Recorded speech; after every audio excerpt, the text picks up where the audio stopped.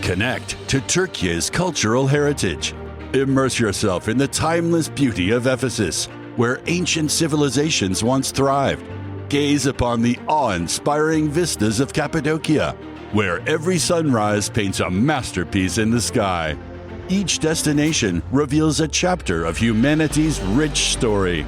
Discover the UNESCO World Heritage Sites in Turkey with Turkish Airlines.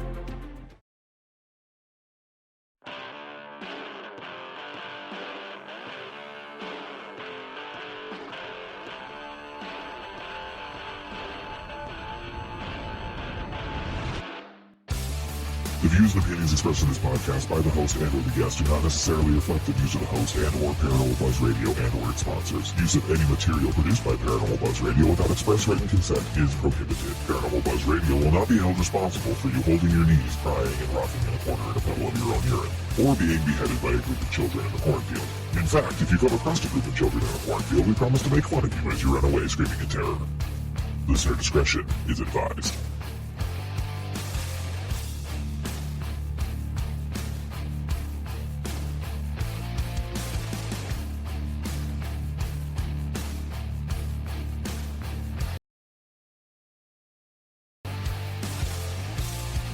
You're listening to REP Paranormal and Friends with your hosts, Kim Purvis and Allison Robinson.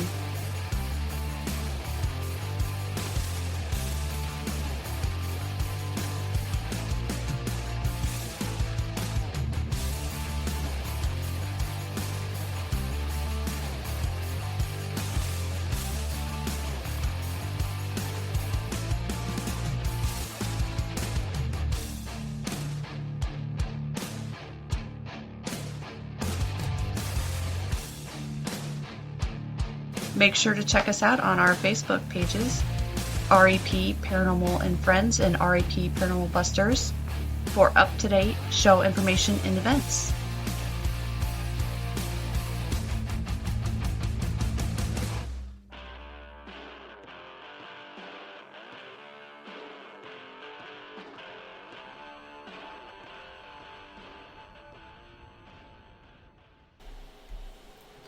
Hey everyone, welcome to REP Paranormal and Friends.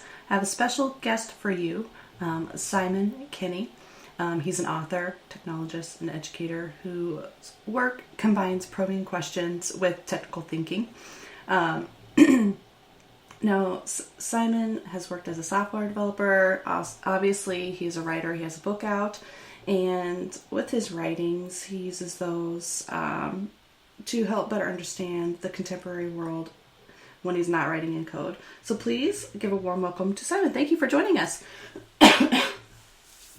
Thank you so much for having me. It's wonderful to be here. Yes, absolutely. Now, you do have a book out called A Critical Introduction to Tarot. Now, how did you go about coming up with this book? What got you interested in tarot? Well, I wanted to understand it. It was something that I didn't have a very good understanding of, but I had, I'd seen it around when I was growing up. It was something that was not available to me growing up as a kind of evangelical Christian.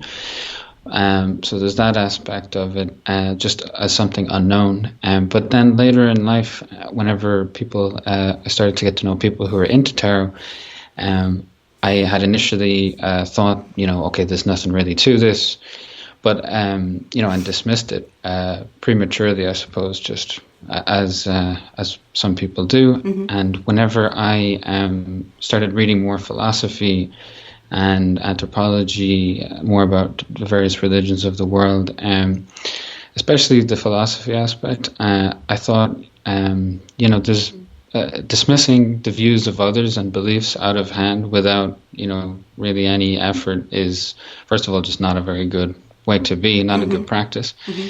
And whenever I bought a friend of mine a tarot deck for their birthday, I thought I'd buy myself one, and I got intrigued about it. And I the question came to me, well, what kind of beliefs are needed to support a belief in tarot. So what other beliefs are part of the kind of the context in which tarot practices can be seen to work?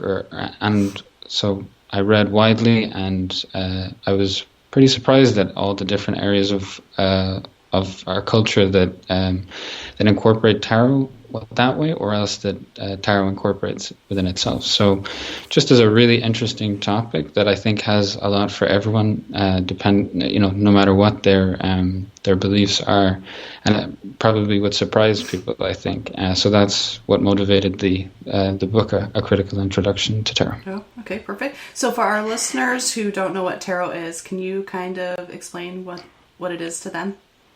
Sure.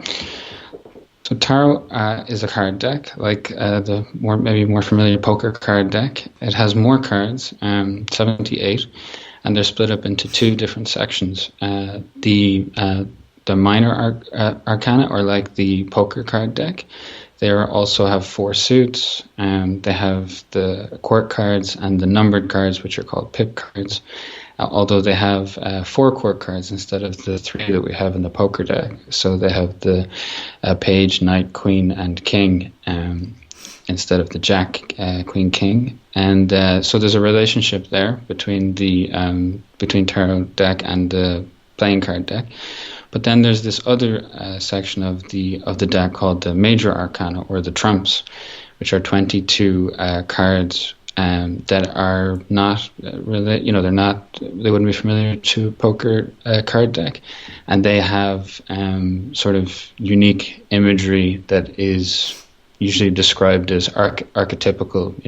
We see strength, for example, and the magician, even the devil, and that's one of the. There's some cards there that maybe freak people out, and then there's other ones that are kind of intriguing, and there's several different decks. But it's quite old. It was created in around the 15th century, and there's been a lot of scholarship over the last, I don't know, maybe 60, 80 years that have longer than that, but the scholarship in this more recent period has tried to see where does the relationship lie between the playing card deck and the tarot deck, which one is first, and so on. And there's a few views out there on that, but it was created initially as like the playing card deck to play a game with, but it has been since about the 18th century, starting with French occultists, it's been used in divinatory practice.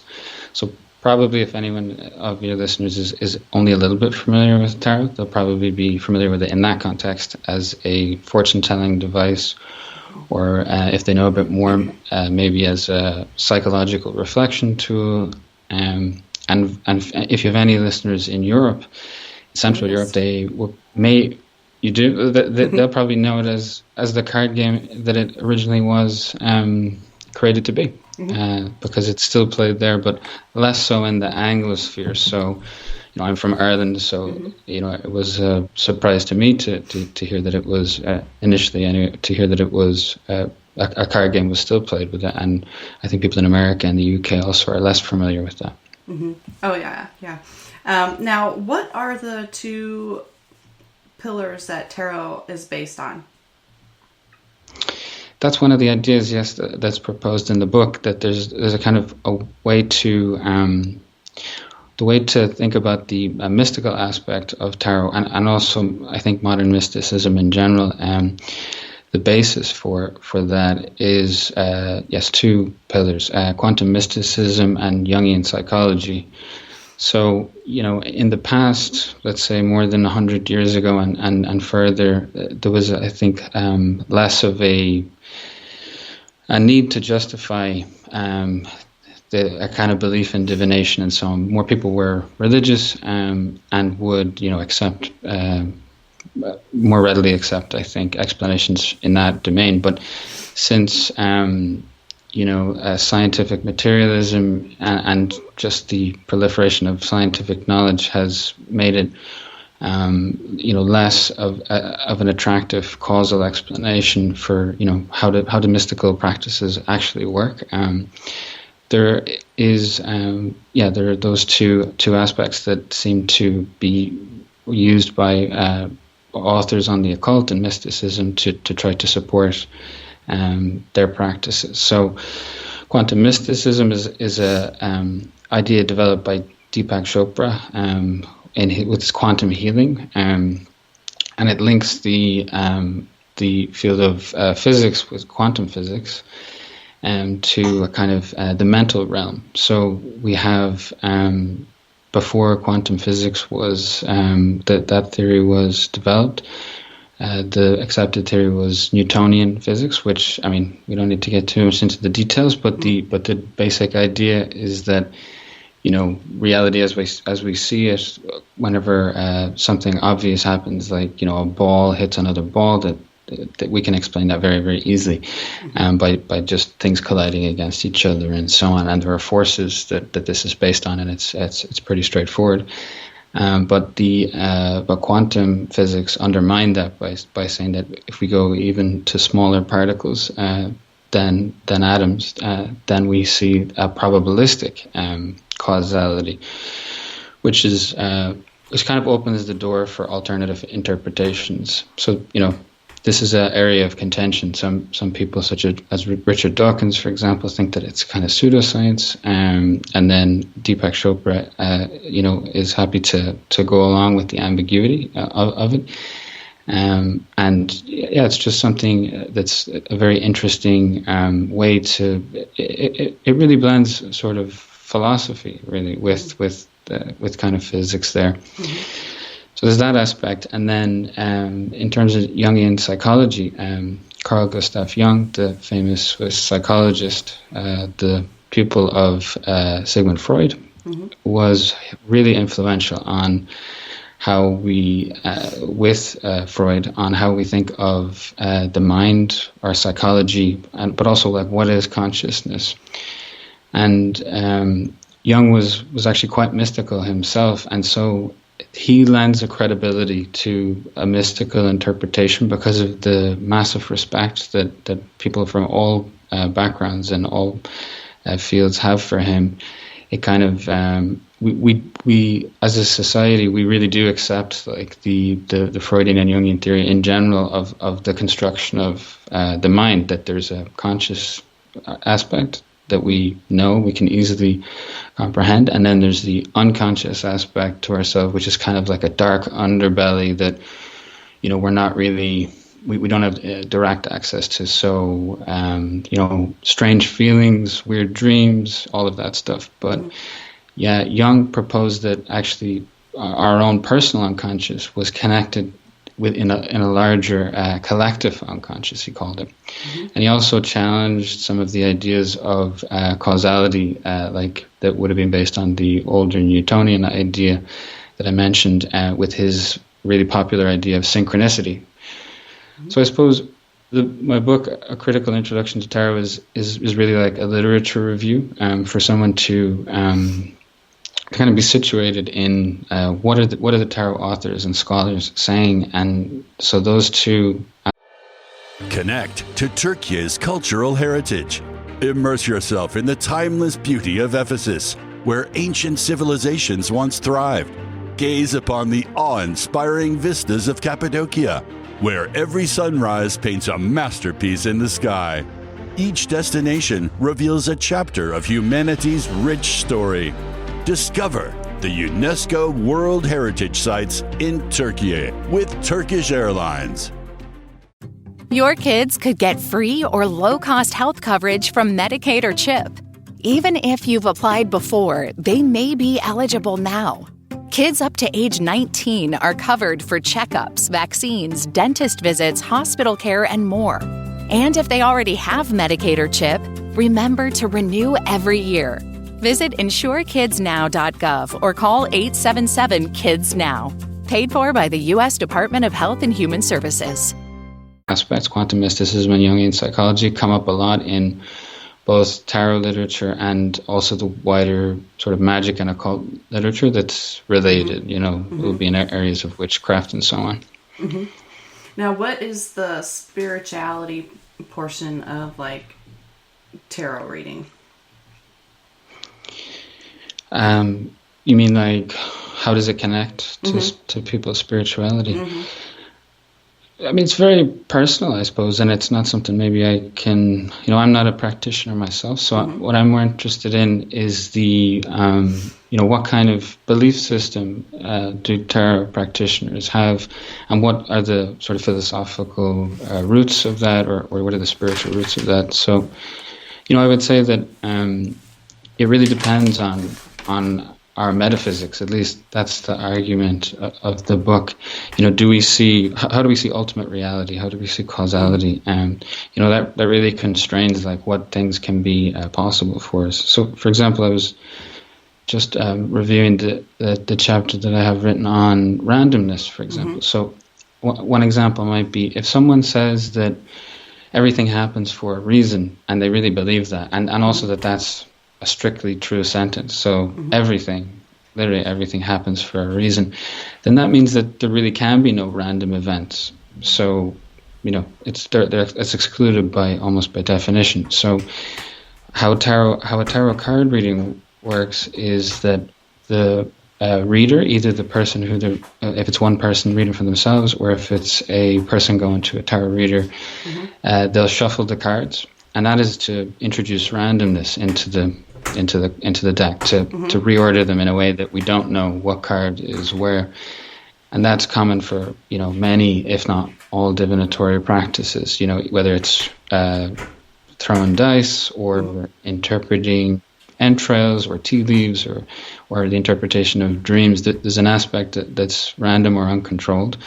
And through that randomness, it's proposed that there's a connection to something, and it's what that something is that's the belief system of the practitioners. Some people often say today, the universe, but some kind of divine, aspect, or even ancestors, or else, if we think that we're all part of the same consciousness, then other parts of the consciousness of which we're all a part.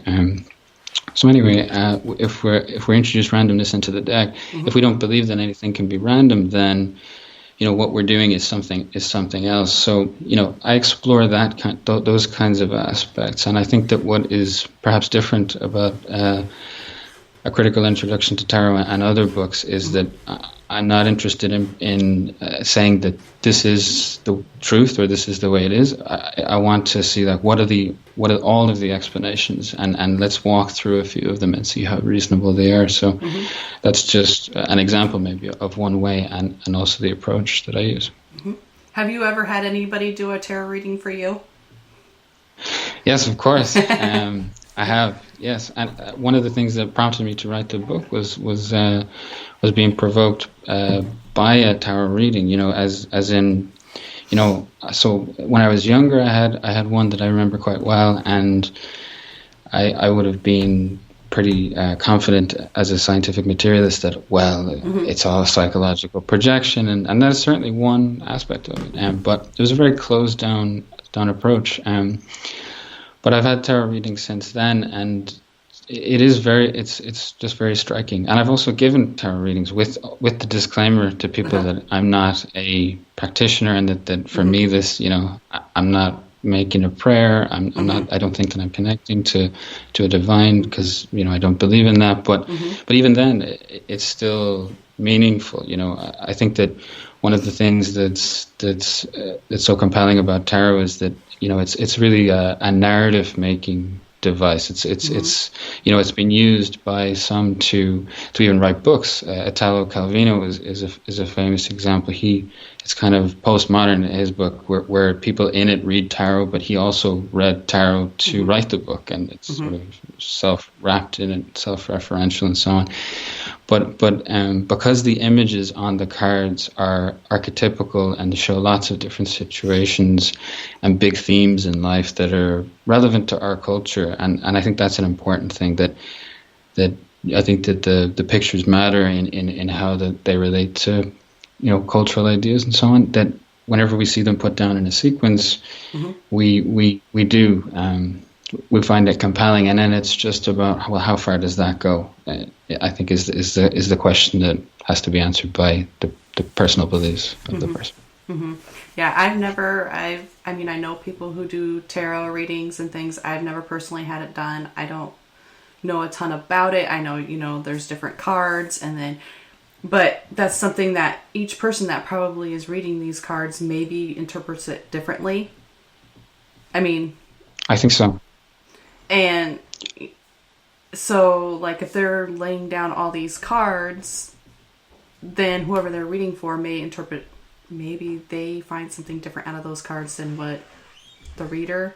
I don't know how any of this works. I've never, like I said, I've never done it or anything. I know people that do it, but it's just intriguing to me to figure out, like, now, don't some of these cards come with, like, or you can get a book that kind of tells you what these cards mean, and then you can just basically just kind of tell somebody, oh, well, I'm going to look up this card and this is what it means. Have you seen? Yeah, that's correct. So I think there are two main approaches, but it's always going to be a blend. As you said, there are traditional meanings, and traditional in this sense really just means that are widely used, or maybe that have kind of crystallized over time. And it would depend somewhat on the decks, especially as some of the newer decks very much depart from the traditional way of doing tarot, or of illustrating tarot. But there are those traditional traditional meanings for the cards in the deck. And the tarot deck that people mostly think of whenever they think of tarot is the Rider-Waite-Smith tarot deck, which was created by Pamela Coleman Smith and A.E. Waite. They were based in, they're from England. Actually, they both have American roots as well, but they were in the English Magical Society, the Hermetic Order of the Golden Dawn, and around the early 1900s. And they, A.E. Waite really imbued a lot of symbolism in it, and a lot of layers to the symbolism. So there's stuff in there that's got a Christian focus. There's numerology, there's astrology, there's Jewish mystic Kabbalah, and a lot of colors, shapes, symbols. Like, it's very, very multi-dimensional in that sense. And so there's a lot of, like, in the traditional meanings, there's a lot of those different dimensions, that can be linked together, and a competent tarot reader will be able to kind of see the links. It could be something as simple as all the numbers that came out were fours or something, and then that's okay. Well, that is something I'm going to look into, or maybe the relationship between the numbers, the relationship between the suits, between all kinds of things. So there will be individual card meanings that, even if the person uses traditional meanings, which not all people do, the relationship then between the cards will always need to be interpreted. So imagine we do even a small number of cards. We pull, like, let's say 3. We put them down on the table. That's the usual way for your listeners to know that tarot is done. It's called a tarot spread, and the layout of the cards on the table will be meaningful usually. So let's say we have a 3-card spread. The leftmost card will be the past, the center card will be the present, the right card will be the future. So then we shuffle the deck, we draw out the cards, put them down in those spots. Then we have we have something suggesting meaning to us already, but then the relationship between the cards will need to be interpreted. So it does require a lot of interpretation, and I think the meanings are less fixed than in other similar practices, such as astrology. As well, I know that astrology also requires a lot of interpretation, but the meanings are, I think, less fixed on the celestial events are really sort of facts, that are interpreted, whereas the cards that come down are always going to be different. They're always randomized. So, I think it's both intuitive practice and also then traditional interpretation. That's kind of what I get from it also. But like I said, I've never really have done it. I have friends that do it, but a lot of them have their beliefs where they may be speaking to a higher, spirit guide or something to help kind of interpret the cards as well. And you see that a lot here. We do like metaphysical expos and things like that. They do a lot of tarot readings, but I've never had it done. I didn't know exactly what it was and all the different parts and the breakdowns and everything that you discussed in your book was very, very interesting. Thank you. Yeah, absolutely. So where can people purchase your book, Critical Introduction to Tarot? Where can they find that? They can connect with me and also find the book on my website, which is simonkenny.co. That's SIMONKENNY.co. And but otherwise, you can find the book on Amazon.com as well as Barnes & Noble. Perfect. Awesome. And now I know you just gave your website. Do you have any social media or anything like that people can follow you on to see if you have anything else that you're working on? Yeah. Pretty much only on Twitter, now known as X. So it's SKEN Writes. So SKENWRITES is my Twitter handle. Okay. And every time I do an interview or have an essay that I've published or something, it's always up there. So it's the best place to follow. Perfect. Yes, absolutely. Okay, that's awesome. I will post your information as well. Excuse me. Sorry. Anywho, No it's cold weather here season, so Anyways, I would like to thank you for being on our show. Like I said, your book, A Critical Introduction to Tarot, was very informational, and I did thoroughly enjoy it, and I hope our listeners enjoy it as well. So make sure, everyone, you check it out on Amazon, Barnes & Noble. I'll post the website and everything on our social media as well. And thank you once again for joining me from Ireland, taking time out of your day here. So it was a pleasure. Oh, thanks so much for having me on. It was really great talking to you. I hope you feel better soon as well. Yeah, thank you. Absolutely. I will. All right, everybody. Peace out. Thank you. Connect to Turkey's cultural heritage. Immerse yourself in the timeless beauty of Ephesus, where ancient civilizations once thrived. Gaze upon the awe-inspiring vistas of Cappadocia, where every sunrise paints a masterpiece in the sky. Each destination reveals a chapter of humanity's rich story. Discover the UNESCO World Heritage Sites in Turkey with Turkish Airlines.